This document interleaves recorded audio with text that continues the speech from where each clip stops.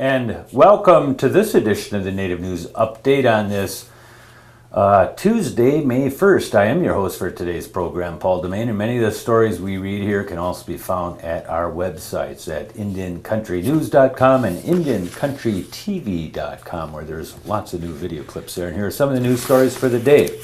A Northern California Native group is getting its ancestral land back. San Francisco-based Save the Redwoods League announced last week that it had donated 160 acres in northwestern Mendocino County to the Intertribal Sinkyone Wilderness Council. The donation was made in exchange for a conservation easement that will prevent the land from being developed. This is the first time that the Redwoods League has entered into a conservation agreement with a tribal group, said Ruskin Hartley, executive director of the Save the Redwoods League. The council's focus on the traditional cultural use of land and our focus on its natural values are in alignment here, Hartley told the Associated Press this weekend. The land that was transferred, a forest-rimmed meadow known as the Four Corners that lies next to Sinkyone Wilderness State Park, includes the headwater of the Matole River, home to coho salmon. A tribe seeking to build a casino in Broken Arrow, Oklahoma can't use its sovereign immunity as an argument to dismiss a lawsuit filed by the Oklahoma Attorney General's office, a federal judge has ruled. The state successfully argued that sovereign immunity is not a defense because the lawsuit was brought against the tribe's officers and committee members in their official capacities, and also because the Kalagi Tribal Town's corporate charter allows it to sue and be sued. U.S. District Judge Gregory Frizzle said in his order that Congress had nullified tribal immunity from lawsuits involving gaming activities, the Tulsa World reported this past weekend. Attorneys for Town King Tiger Hobia had argued that the tribe was organized separately from its incorporation and that the sue and be sued corporate charter clause had failed in other litigation. The proposed facility sits on land allotted to two Muskogee Creek Nation members who are subleasing the property to the casino developers. Kalagi tribal town members are also members of the Creek Nation, but their headquarters are located in Wetumpka in southeastern Oklahoma. American Indian Movement founder Clyde Bellecourt lashed out at the son of a former FBI agent who was in charge during the Wounded Knee takeover in 1973 during the April 27th conference meant to foster reconciliation. The exchange took place during a panel discussion as John Trimbach, an airline pilot, was talking about the book he and his father wrote, American Indian Mafia. His father, Joseph, was a special FBI agent in charge of the entire region, Minnesota, North and South Dakota, and other states at that time when protesting AIM members and activists took over the village of Wounded Knee in the Pine Ridge Reservation for 71 days.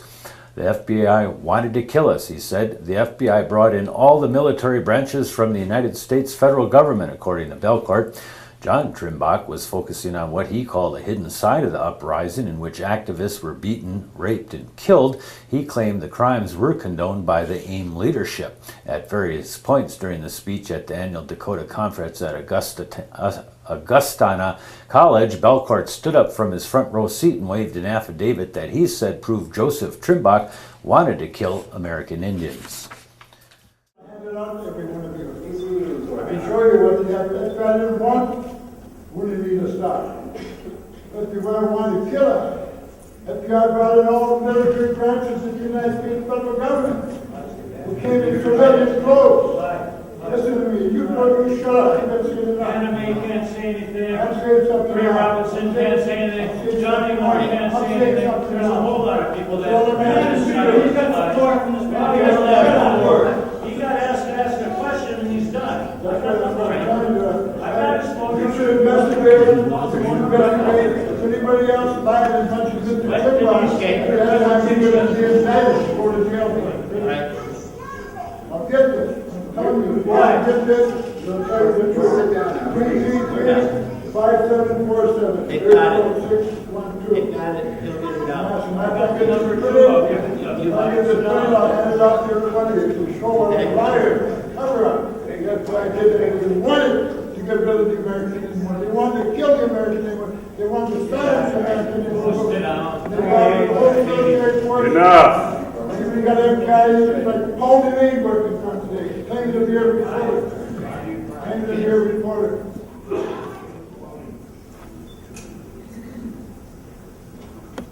I first apologize for not able to join the person this afternoon, and after that display, I'm thinking maybe it was probably a good idea that I didn't come here in person.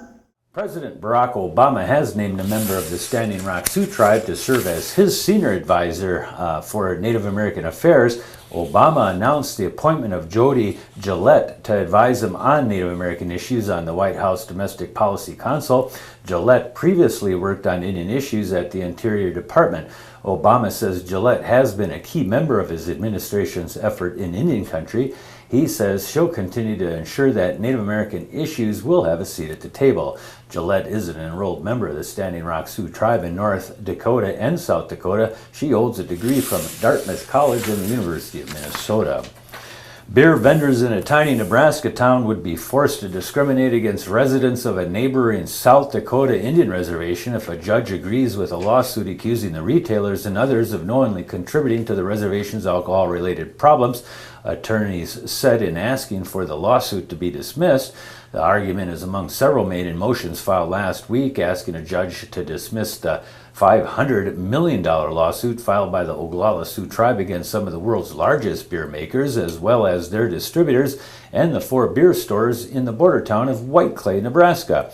The lawsuit asks that breweries, retailers, and distributors pay damages for health care and law enforcement costs, developmental problems in children, and other alcohol-related problems on the Pine Ridge Reservation. The tribe also wants the judge to restrict alcohol sales in White Clay. Lawyers for the beer companies say in court papers that such an order would force White Clay beer stores to discriminate against American Indians from the Pine Ridge Reservation. Alcohol officially is banned on the Pine Ridge Reservation, a reservation with an estimated 40,000 residents that spans an area about the size of Connecticut. And that's going to be another roundup of news from Indian Country on this edition of the Native News Update. We want to thank you for joining with us by saying miigwech and come back again soon.